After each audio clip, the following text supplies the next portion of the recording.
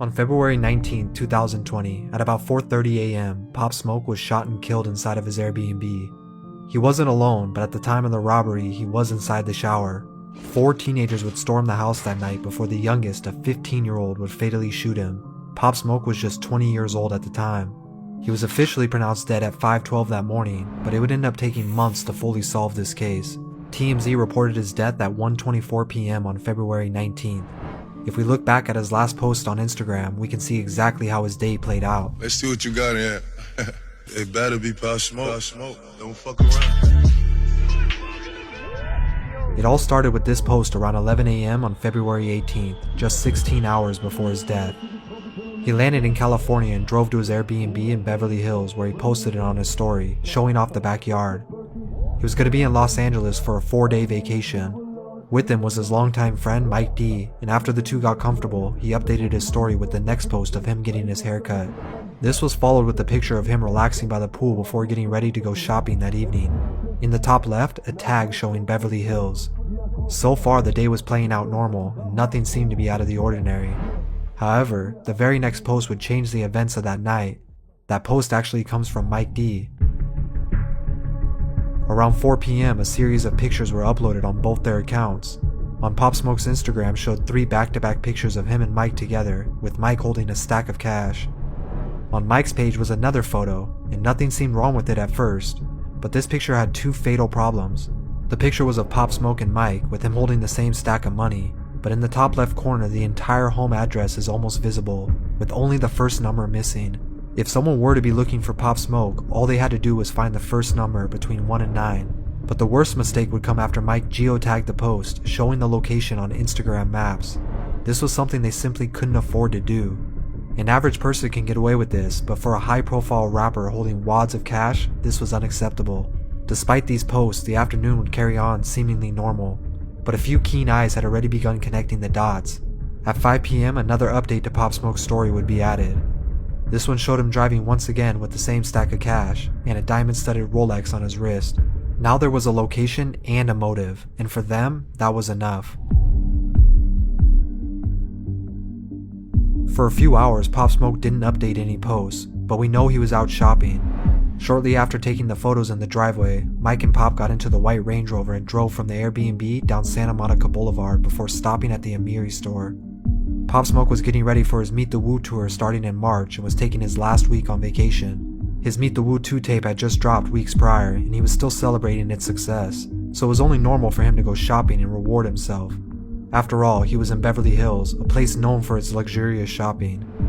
Just 7 hours before his death, at 10 p.m., he returned back to the Airbnb and updated his story again, this time with a view of the city at night from the backyard. But his stay was short. He still wanted to record new music that night. At 11 p.m., Pop Smoke would upload a seemingly harmless video, showing some of the shopping he had done earlier that day. Unfortunately, this post would be the third and final mistake. The 3 Amiri bags shown in the video would leak sensitive information. The tags on them revealed the Airbnb's full address, and now he was completely vulnerable. A talent manager at his label spotted the error and asked him to take the post down. But what Pop Smoke didn't know was that 2 teenagers had already been keeping an eye on his stories. The 2 men who were taking notice were from the well-known Hoover gang in LA. They took note that Pop Smoke was close by, only about 20 minutes away. Their cell phone records showed that around midnight they began looking at the address on maps and scouting out the location. They decided they would make a move that night. At 1 a.m., Pop and Mike left to record at East West Studios near Sunset Boulevard, just a few miles away. While he was working on new music, the 2 teens were working on their plan. According to the Los Angeles Times, at 2 a.m., a black BMW would show up on surveillance outside the home. The car rolled past the house and circled back before stopping. It showed a passenger getting out and sneaking toward the back of the house before quickly returning to the car. At the time, too many people were in the home, and Pop wasn't even there.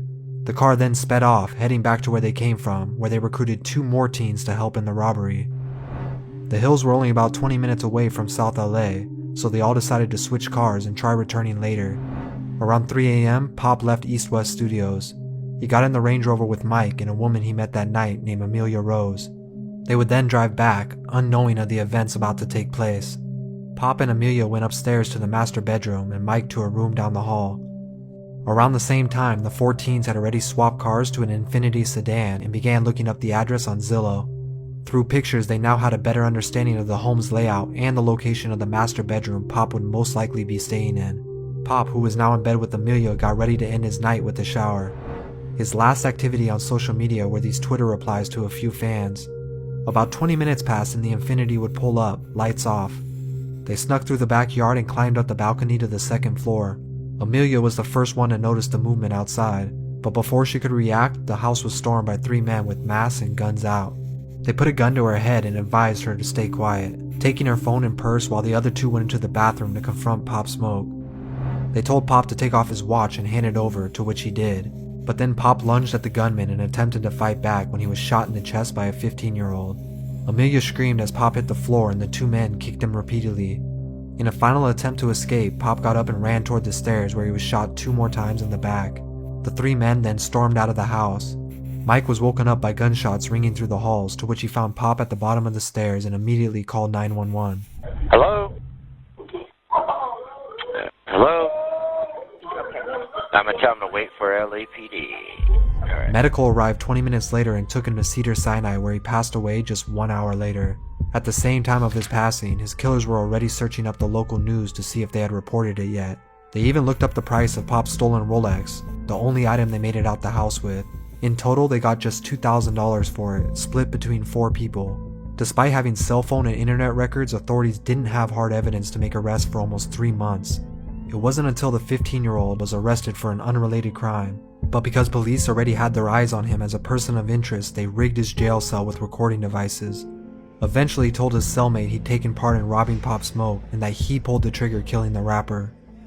The driver of the vehicle was arrested as well and eventually told his cellmate the same details of that night, confirming the story, initially having no intentions of shooting him, but when Pop put up a fight, they panicked and shot him. Corey Walker was the 19-year-old who stayed in the car that night, and Keandre Rogers was the 18-year-old who led the charge into the house. They were both charged with murder with special circumstances and will remain in prison indefinitely. The 17 and 15-year-old were charged as juveniles for murder and robbery, and they remain unnamed to this day due to being minors. Pop Smoke was tragically taken too soon before he had the chance to grow to become the face of the drill movement. The tragedy of Pop Smoke's death lies in the fact that we can see his last day with us through his posts, but these are the same posts that would get him killed. Fans would express their hurt for the death of Bashar, and to this day, over 2 years since his passing, his music is still loved and being discovered by people every day. Rest in peace to the Wu.